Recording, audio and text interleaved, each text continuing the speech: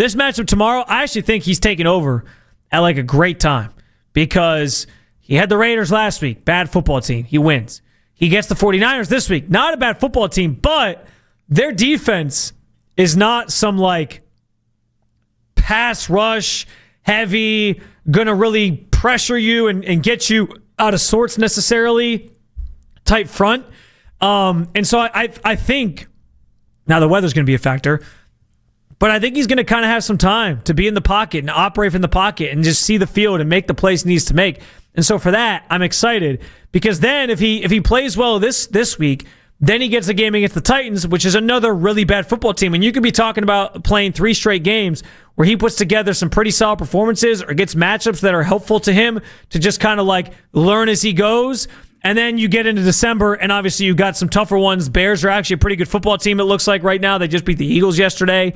You have the Bills, obviously, in December. You get the Steelers again. You get the Bengals again. So there's some tougher ones down the stretch. But like I kind of like the time of year he took over, and I'm excited to see what he can do. And if he can keep progressing the way that he already has, I don't see any reason why he shouldn't keep the job the rest of the season. If it's up to me, it should be his job the rest of the season because we saw 5.5 games of Dylan Gabriel. You got to give Shedeur at least that many to get a true like read on who he is and get the same sort of evaluation, and then we can sort of decide where things fall in terms of the quarterback conversation. Well, I think at face value, you hear the San Francisco 49ers, and it kind of like used to send some chills down your spine in the case of, okay, this is a team they'd be reckoned with. Then you remember P.J. Walker beat him 2 years ago. But this is not the same San Francisco 49ers. You talk about the defense. Listen, this Robert Saleh-led defense, they are bottom 10 in the NFL in pass yards allowed. They are bottom 10 in turnovers forced, bottom 10 in points allowed, right? They play a lot of cover 3. Do I think Saleh is going to download some more blitz because he's going up against a rookie quarterback? I do. But this is not the same unit that strikes fear in you when Fred Warner and Bosa is not on the field. That's just the reality of the situation. And I do think that if the Cleveland Browns can get the run game going with Quinshon Judkins, because you mentioned the weather, I think that is going to be a huge factor in allowing Shedeur Sanders to be able to open it up some. Because, yeah, it's going to be a little windy out there. Elements won't be all that great. But he did play in Jackson, Mississippi. And fun fact, Jackson, Mississippi is known as one of the windiest cities in all of the United States of America. So I ain't really worried about that too much. He also played at Colorado. We know how that stadium is built. And so that wind, certain areas in that stadium, it gets to swirling and the circle and all this other stuff. There will be opportunities for him to take shots downfield. Yeah. I do believe that. And I also believe that if the Cleveland Browns can get the run game going with Quinshon Judkins, it'll go a long way and really putting some things together. Because when you flip it around, the 49ers offense still has some weapons over there, like Christian McCaffrey and George Kittle. But this Browns defense is a defensive front that they have not seen yet this season, right? They have not seen anything like that this season. Maybe close to it will probably be Seattle, I think. But outside of that, I'm excited. I'm looking forward to it. You asked last segment, what did I think Shedeur needed to do? I felt like the first start, he earned credibility. You talked about like stepping up in the pocket, not taking those sacks for 13-plus yards, keeping his eyes downfield, reading his progressions, and then coming back after a turnover and still keeping his composure. Things like that is what earned credibility amongst the players on the football field. And so how can you take that and turn that into sustainability? That means having another crisp week of practice. That means still having a lot of communications with your wide receivers, with your tight ends, spending a lot of time with Billy Musgrave and Tommy Reese, and basically adding on to the things that you did very, very well. And then also learning how to read some things that, you know, kind of showed up for you the first time. I just go back to that pass rusher dropping back in coverage. I thought that was a great disguise by the Las Vegas Raiders at the moment. Yeah. And so now that happened, Shedeur has some film to go back and look at and say, okay, another team might try to do this, but they might flip it, right? So now I know at least what to look for or what might be out there on that chessboard for me to pick apart going forward. So it's just, to me, it's about repetition and communication. Those are the things that he continues needs to do. You bring up a great point on like the film thing too, because that's where I'm at with this. Like when I think about what Shedeur needs to do, it's that base concept of, all right, yeah, your first start went pretty well.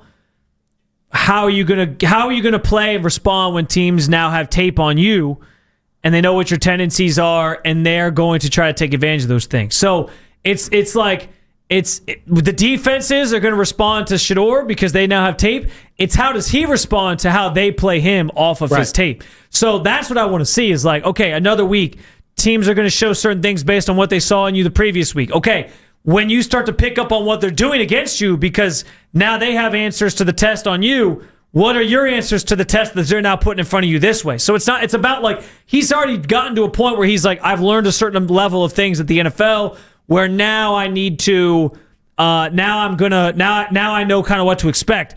But now they're changing things up and throwing different things at me. Okay, now how do I change things up so that they don't know what's coming again? Like that's the next level for him. So, and I think he can do those things. I think he's certainly capable of it. The way he studies, his work ethic, how much he cares, that stuff all matters when it comes to those things. It's a lot more the mental stuff than it is like the physical. And I also just think like on some level, a lot of it just is being himself because himself is what brought some extra juice to that offense and had other guys playing better, I think, around him.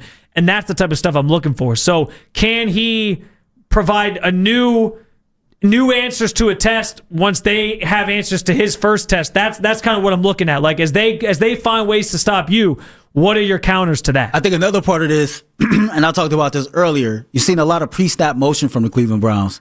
You've seen a lot of Shedeur operating out of the shotgun. You know, and I'm talking to some of my homies who played in this league this past week, asking, okay, what would that first week be like for Shedeur?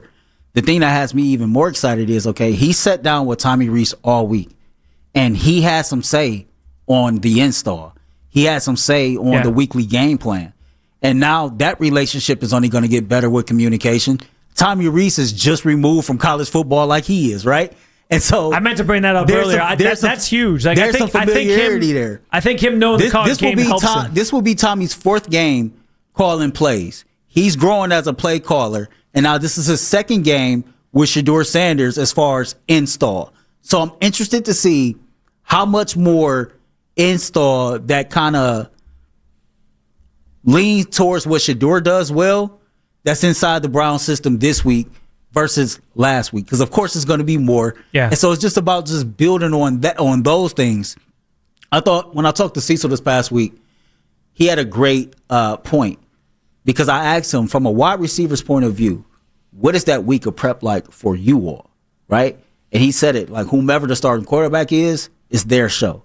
So there's a lot of communication in the film room. Okay, where do you need me at? What spots do you need me at? And he gets a second week to be building that, right? And I think about some of the go balls he threw, how Cedric Tillman just stopped. You know why Cedric Tillman stopped, Spence? Because he's not used to the go ball being there. Yeah. You see what I'm saying? Yeah. So I'm going to be looking at that, because you better believe the Browns are going to come back to that this week. Will the wide receiver continue on the route tree, right? There's so much more to be desired. There's so much more that can be done. And I'm just glad as a Browns fan, we got something to be excited about. I agree. And I think that's going to show with the people who show up tomorrow. I think people will show up to this game. Let me say this, because we talked about what we think we need to see. What I think is also interesting in this is, like, what does Shedeur need to do in terms of, like, himself? Like, the main goal for Shedeur for me is, by the end of the season, make it a very difficult conversation on whether or not the Browns need to draft a quarterback or not. Because I think right now, yes, we all are hopeful that Shedeur can be the guy. That's what our hope is. It's one game. We can't get ahead of ourselves yet. Like, we want to see more. We're going to see how he progresses as he keeps starting. That's the hope as you get to that point. But I think most people sitting here today, most Browns fans sitting here today would still say, yeah, I'm excited about Shedeur, but until I see more, I'm going to guess the Browns are still taking a quarterback next year. That's going to be the priority. I don't want that, though. But, well, this is my point, though. If Shedeur makes that a doubt, or he makes it a question at the end of the year, hey, maybe we don't need to take a quarterback in the first round. Maybe we have our guy, and we can use those picks on, let's get a tackle. I'm going to be real, Let's bro. get Carnell Tate. That's what his goal needs to be. But by the end of the season, make the Browns have to really contemplate, do we need a quarterback in the first round? I agree with or that. Are we good? And if he gets to the end of the season and he's still like progressing the way that he is now, I think the answer from everybody will say no. But I'll take it a step further, and I'm going to say that right here, right now. If for whatever reason this flames out and the progression stalls out before we get to the end of the season, I still don't want a quarterback for one of those two picks. I don't. And I'm going to tell you why. Because everybody is looking at this, in my opinion, all wrong. At the beginning of the season, when we were talking about quarterbacks and the projected top quarterbacks coming out this draft, it was Arch Manning, it was Shedeur Sanders, it was Drew Aller, it was Kay Klubnik, and it was Nussmeier, right? Mm-hmm. That is fact, right? Those the 5 quarterbacks that everybody was talking about. Nobody in their mama was talking about Ty Simpson, Mendoza, Dante Moore, or any other of these cats. These cats were still going to play this season, right? So if they was like that, if they was him like that, they still would have been talked about as top prospects at the beginning of the season, like you was talking about everybody else. The only reason why it flipped like that is because those top guys either didn't get off to the start that people thought they were, or the season just went to hell altogether. So all you're doing is just because you're such in need of a quarterback, you creating some type of false hope that the dudes that nobody thought were top prospects at the beginning of the season is all of a sudden top prospects. Yeah, but so this is what. Hear me out.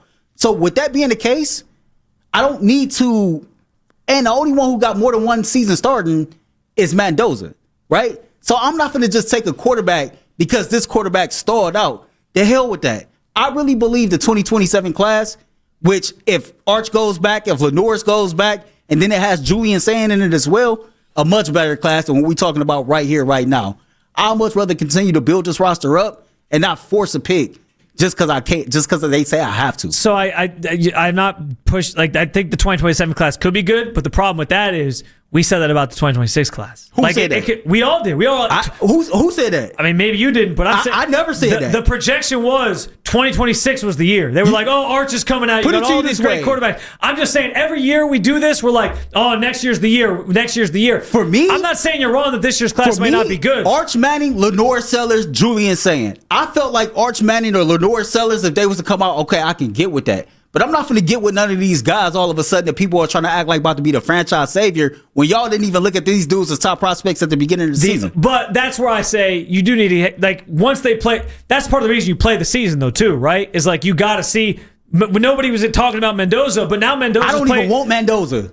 I think Mendoza actually has a chance to be pretty good at the NFL level. I'm gonna keep it a buck, man. Mendoza's the only one that has more than one season of starts under his belt. That's going to be a problem when it comes to the draft for sure. Like that, there's not a lot of guys who have that. And like Dante Moore might even go back because he was only started one year. Man, if I'm Dante Moore, I'm going back. If I'm Shedeur Sanders, I'm going back. Arch Manning, I think he's going back. Shedeur probably is going back like, too. Even if he's I'm Ty Simpson, I'm probably going back to school. But I think like we do this every year. Like there was a very overarching perspective that this year's class was going to be the class. Like 2026 was the year you want to be drafting a quarterback. That was said time and time again during the pre-draft process when it was all like, it's just Shedeur and Cam Ward and nobody else really is worth a damn. You're going to want to draft a quarterback next year. So there's that. Where like every year we do this, and then every year it doesn't always come to fruition. I also think, too, like you got to let the season play. That's why the college season playing out is important because now we know Arch probably isn't ready. Now we know some of these other guys probably aren't ready, and now we know Mendoza might have been somebody we were overlooking because he actually played a season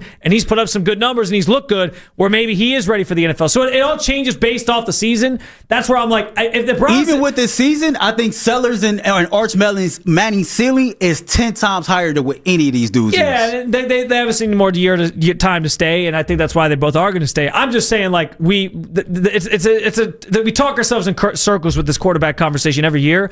But I think like if the Browns were to decide Mendoza's our guy and they were drafted in position to get him, that's their decision. You know what I mean? Like if they love him, they love him. That's their evaluation. Same way they evaluated Dylan and Shedeur and all that. So if that's what they decided, I'd get it. I also think like there's a timeline thing here too. The Jets, they said that we're tanking at the trade deadline. Because they have a new staff in there that's like, we got to start this thing from scratch. So if they draft the quarterback, no one's going to be surprised. They're going to be like, all right, you're starting over.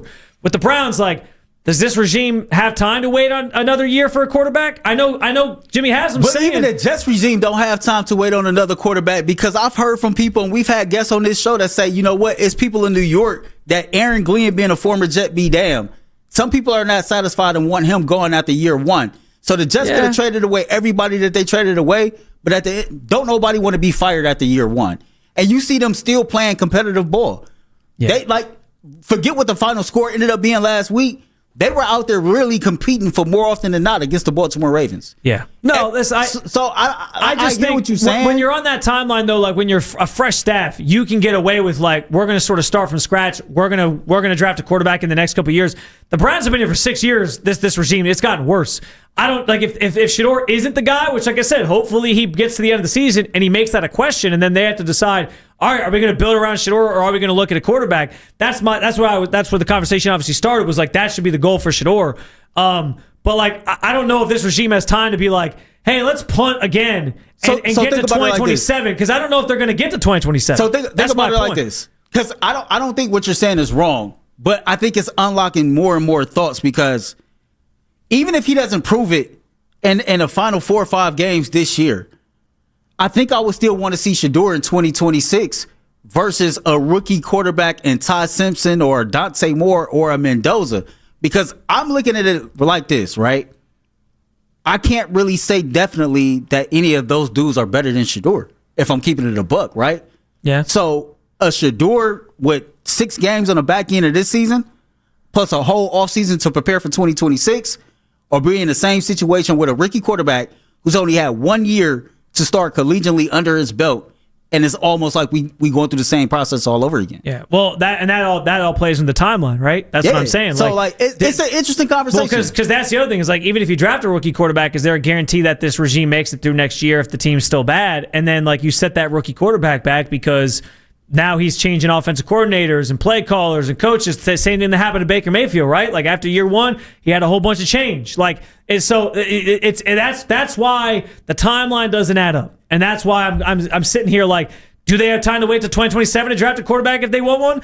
I'm intrigued by the idea of Shedeur being the guy next year and then just building around him, but that doesn't mean they're going to be intrigued by that by the end of the season. Which is why, to go back to the main point, if Shedeur plays well these next 6 games, and you get to the end of the season and he's made that a legitimate thought, hey, we don't need to draft a quarterback. Let's see what Shedeur can do in an offseason, and let's get him Carnell Tate. Let's get him a lineman. That's I think what the end goal should be. I think more of my passion is towards the fact of, like, I'm not trying to hear this noise about this all of a sudden top quarterback class or the guys that's top now, because it's like, hold up. These dudes was going to be a part of this season no matter what. Nobody in their mama was talking about Todd Simpson, Dante Moore, or Mendoza. Yeah, right? But that happens all the time, though, doesn't it? Look at Jaden Daniels. But you're getting that. Jaden Daniels was at Arizona State, and then he went to LSU, and he had a great year. It happens all the time. Even with these dudes balling out the way that they ball out, I still believe Sellers and Manning are better prospects in the long run than these dudes. All I'm saying is, like, most people continue to do this year in and year out. Let's pump the brakes. Let's not just want this dude because all of a sudden people saying this that they are that dude, when most of us believe that the dudes who have shown that they needed more time is still better than the cats they're talking about right now. Yeah. I think that's fair. Do you believe that Todd Simpson and Dante Moore is better than Arch Manning and Lenore Sellers? In the long term? I think long term, no, but that's my point. So are you playing chess or checkers? Are you running a sprint or a marathon? My main point is that we see examples of both, right? We see guys who are like, for sure, can't miss. They're going to be great, and that might be your Arch Manning type. But like, okay, give him more time and let him come back to college, and then we'll draft him in 2027. But you also see guys who burst on the scene. And that's why I use Jaden Daniels as an example, because like he was good at Arizona State, but then he got to LSU, and he puts together a Heisman. Same thing with Joe Burrow. Joe Burrow. Who was talking about Joe Burrow as a great quarterback? Then he goes to LSU, wins a national championship, plays with some damn good receivers, and now he's one of the best quarterbacks in the. So like guys do burst on the scene too. Like I'm saying, like maybe that's Mendoza. So I'm not going to rule out some of these guys just because they had a good year this year. Sometimes that's finally the year that it locks for them and it clicks for them and they figure it out. But there certainly are examples, too, of guys that are, like, for sure prospects that maybe just need more time. So I agree with you, but I'm not. My point is Mendoza could also be really good. But, yeah, I think there's more good quarterbacks coming out in 27. I agree with you on that. Yeah, I'll say this, because we got to get the break. Out of all the quarterbacks that's talked about now, Mendoza at least got 2 years as a starter under his belt.